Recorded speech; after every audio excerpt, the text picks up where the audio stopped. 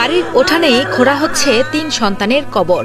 ঈদ আনন্দের বদলে শোকে মাতম এখন পুরো বাড়ি জুড়ে। একসঙ্গে ৩ ছেলেকে হারিয়ে পাগল প্রায় মা। আরো মর্মান্তিক হলো, ঠিক ৩ বছর আগে এই রমজান মাসেই আরেক সন্তানকে হারিয়েছিলেন এই অভাগী মা।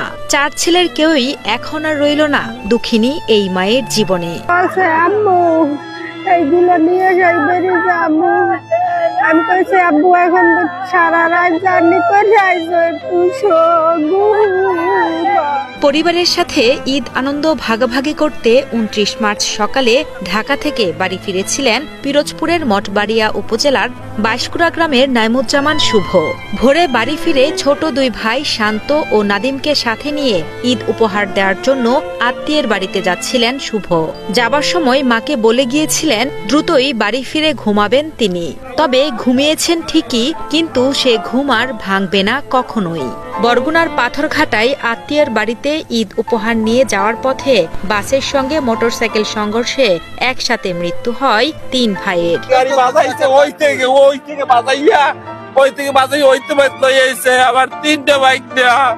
বিকট আকার একটা শব্দ হয়েছে, তারপর দৌড়তে আসার পর দেখছি এরকম আপনার ডেড বডি পড়ে রয়েছে, কিন্তু আমরা গাড়িতে 2 জন পাইছি। এই 2 জন আবার ধরে আমরা স্কুলের ভিতরে রাখা দিয়েছি, আর ড্রাইভার পাই নাই এই অবস্থা।